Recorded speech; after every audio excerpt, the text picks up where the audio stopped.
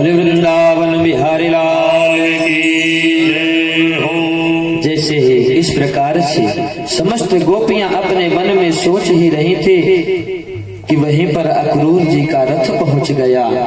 आज गोपियां रथ को आगे नहीं जाने दे रही हैं, कहती हैं कि आज हमारे माधव यहाँ से चले जाएंगे तो हम यहाँ पर किस प्रकार रहेंगे। मानो माधव के बिना हमारे प्राण रहेंगे या नहीं, हम जीवित रहेंगे या नहीं रह पाएंगे।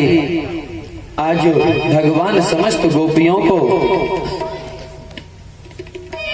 कुछ दिन से लौटने का बहाना बता करके चले जाते हैं। एक गोपी कहती है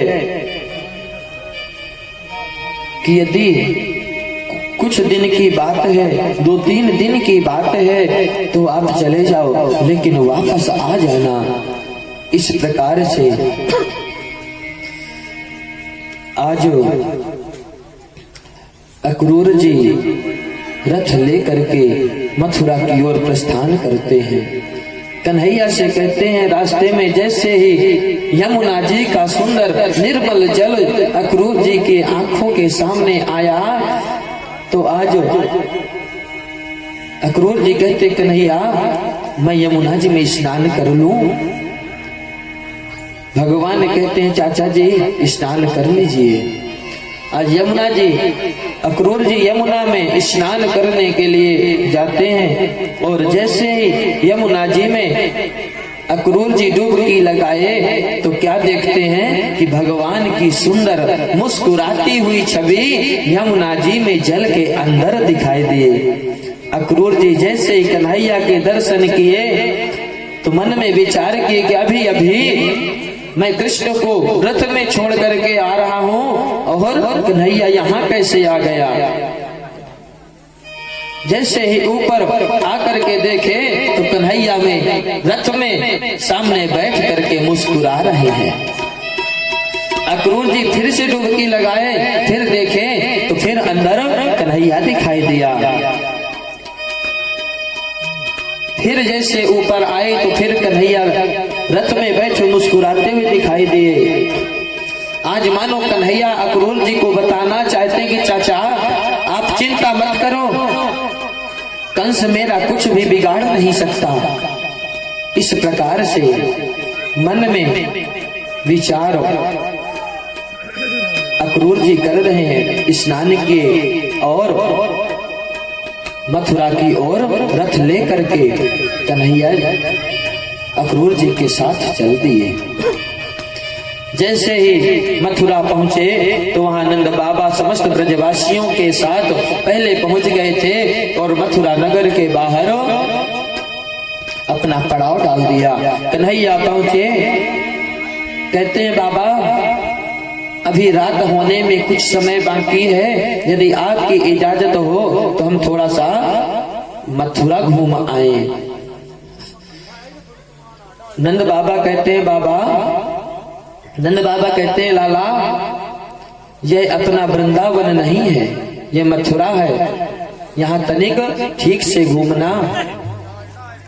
कहते हैं कन्हैया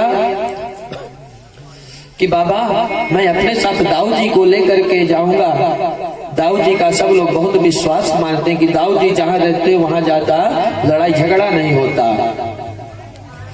आज कन्हैया मथुरा घूमने के लिए चल दिए और जैसे ही मथुरा नगर में प्रवेश किए तो वहां के सब लोग कन्हैया को देखते हैं और कन्हैया अपनी मदमस्त चाल से चलते जा रहे हैं। जो भी कन्हैया को देखता है वह कन्हैया को देखता ही रह जाता है और कन्हैया अपनी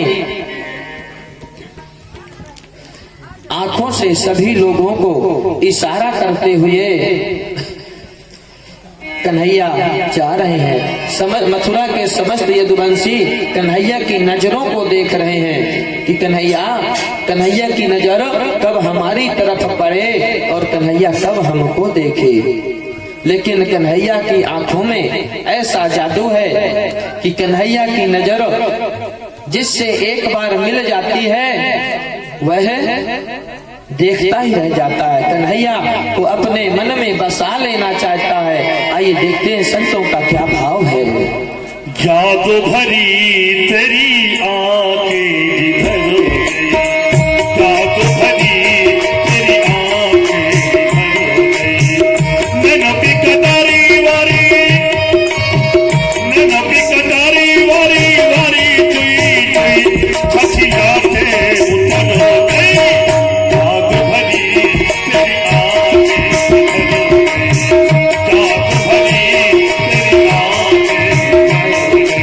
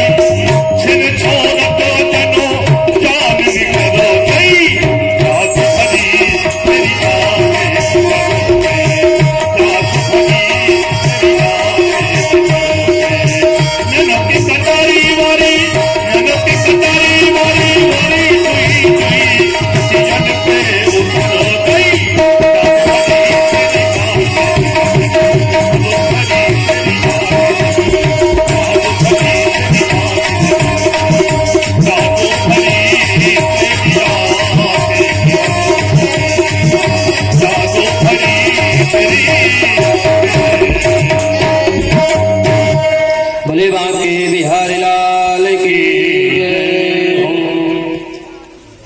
आज इस कार्यक्रम में आज भगवान का परिणय विवाह उत्सव होगा।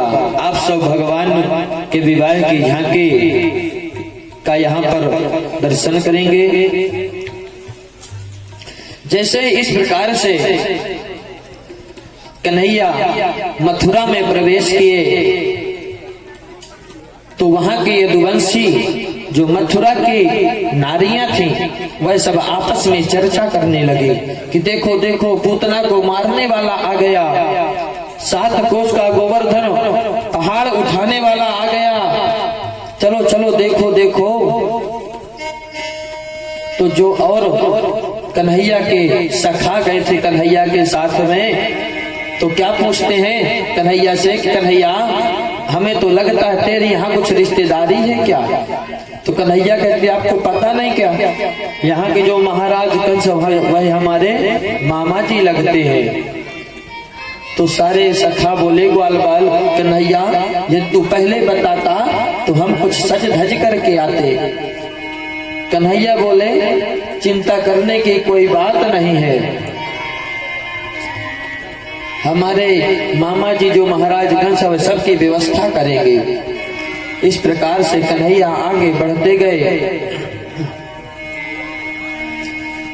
उधर से राजा कंस का धोबी आ रहा था, अपनी मूंछों में ताव देता हुआ रास्ते से आ रहा था, अपने अहंकार में मदमस्त हुआ आ रहा था। जैसे ही कन्हैया की नजर उस पर पड़ी, बोले मामा जी, अरे मामा जी राम राम। तो वह धोबी क्या बोलता है, अरे ये कहां से भांजा आ गया, मैं तेरा मामा कहां से लगा। तो कन्हैया कहते हैं कि आप हमारे मामा जी कंस है ना, जो आप उन्हीं के तो धोबी हो। तो जब कंस हमारे मामा लगे तो आप उनके सेवक हो, तो आप भी मामा जी लगे किसी रिश्ते में। तो बोला मैं तेरा मामा नहीं हूं, उल्टी सीधी बातें करने लगा। कन्हैया अपने रथ से उतर करके गए और खींच के एक चाटा घुमा करके मारे तो उसके वहीं पर प्राण। कन्हैया बोले अपने सखाओं को, लो भाई छांट लो अपने अपने लिए सबसे बढ़िया बढ़िया वस्त्र। सारे ग्वाल वाल राजसी वस्त्र पहन करके खुशी हो गए, खुश हो गए। अब बोले कन्हैया वस्त्र तो बढ़िया है लेकिन कुछ ढीले ढीले नजर आ रहे हैं, ऐसे लगते हैं जैसे हैंगर में कपड़े टांग दिए जाएं। कन्हैया बोले चिंता मत करो, उसकी भी व्यवस्था हो जाएगी। जैसे ही आगे बढ़े उधर से दर्जी आया, कन्हैया को प्रणाम किया, बोले प्रभु मेरे लिए कुछ सेवा हो तो बताएं मैं आपकी क्या सेवा कर सकता हूँ। कन्हैया बोले आप इन सब सखाओं के वस्त्र ठीक कर दो। दर्जी समस्त ग्वाल बालों के वस्त्र को फिट कर दिया, नाप के कर दिया और भगवान उसे आशीर्वाद दिए कि कलयुग में तेरी जय जयकार होगी, जितने का वस्त्र होगा उससे दुगनी सिलाई तुझे ही मिलेगी।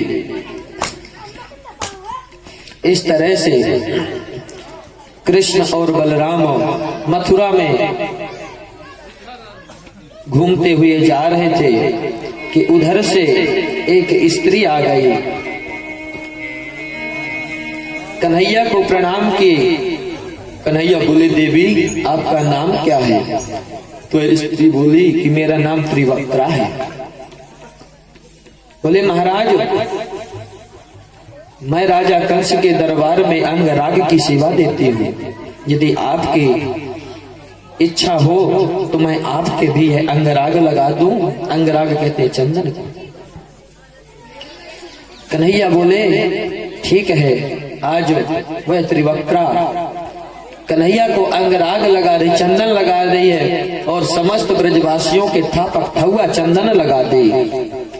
अब तो सारे ब्रजवासी प्रसन्नता पूर्वक हंसी खुशी जाए। कन्हैया अब तो तैने हमारी नेकौ कसर नाए छोड़ी, अब तो हमें तैने खूब सजा दियो है।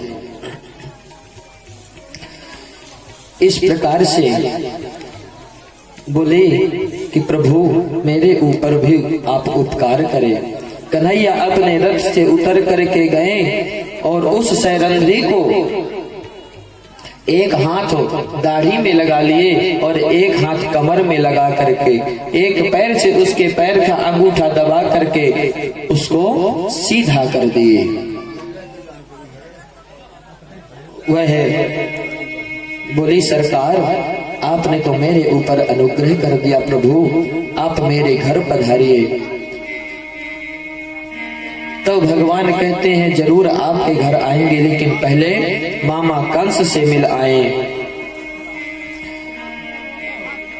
वह सैरंध्री बिल्कुल दिव्य रूप बना ली, प्रसन्नता पूर्वक नाच उठी। आज भगवान का पीताम्बर पकड़ करके निवेदन कर रहे कि प्रभु पहले आप हमारे घर चले, मामा जी के घर बाद में चले जाइएगा।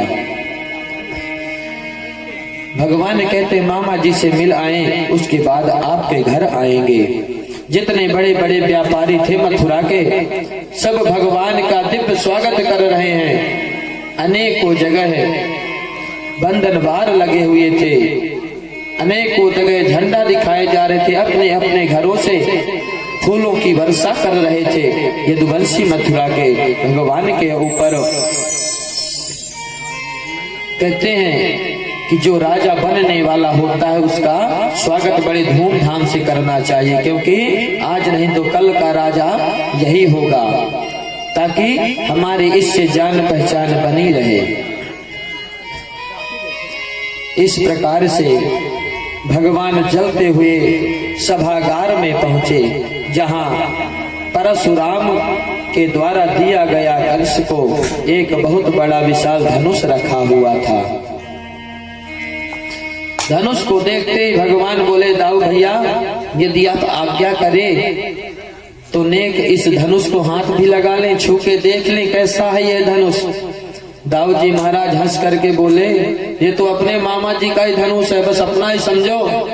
धनुष के पास जो रक्षक सैनिक खड़े हुए थे वह सब हंसने लगे कि बड़े बड़े वीर, बड़े बड़े योद्धा इस धनुष को उठा नहीं पाए और यह कल का बच्चा धनुष को उठाने के लिए चला है। अभी तक इसके दूध के दांत गिरे नहीं हैं और यह धनुष उठाने चला। वहां के सारे सैनिक, सारे रक्षक हंसने लगे, ठहाका मार मार के हंसने लगे। दाऊ जी इशारे में बोले, लाला नेक उठा के दिखाई तो दे इनको, काफी देर से हंस रहे हैं। कहते हैं, करेण वामेन सलील मुद्रतम सज्जम चकत्वा निमिषेण पश्यताम। पलक झपकते ही कन्हैया करेण वामेन, अपने बाएं हाथ से धनुष को उठा लिया और जैसे धनुष को उठाया और सीधे प्रत्यंचा चढ़ाई कि धड़ाम से दो टुकड़े हो गए।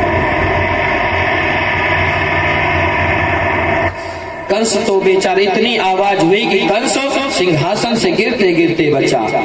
सैनिक सब मारने के लिए दौड़े। दाऊ जी बोले, लाला आधा टुकड़ा इधर फेंक जल्दी, बिल्कुल देरी मत कर।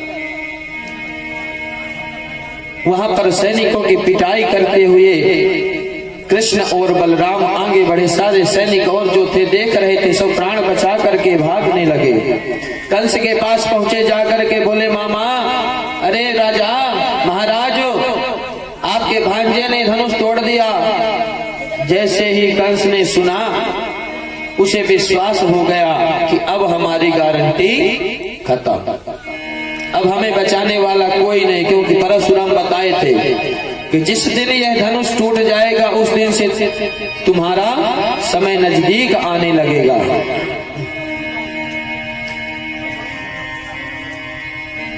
आज कंस को चारों तरफ वह काला काला मुरली वाला दिखाई दे रहा है। घबरा गया कंस। यदि खाना खाता है तो दाल में यदि कोई काला जीरा दिखाई दे जाए तो लगता है बस यही काला काला मुरली वाला आ गया। स्वप्न में काला काला मुरली वाला दिखाई देने लगा। उठते जागते, चलते बैठते, सभी जगह वही काला काला मुरली वाला कंस को दिखाई देने लगा। इधर कन्हैया दाऊ भैया के साथ नंद बाबा के पास पहुंचे।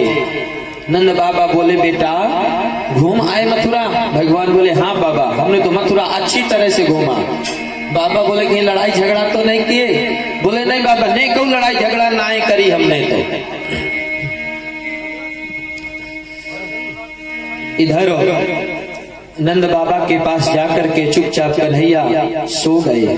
इधर कंस को नींद ही नहीं आ रही। कहते, स्वप्ने प्रेत परिस्वांगा खरयाना विषादनम।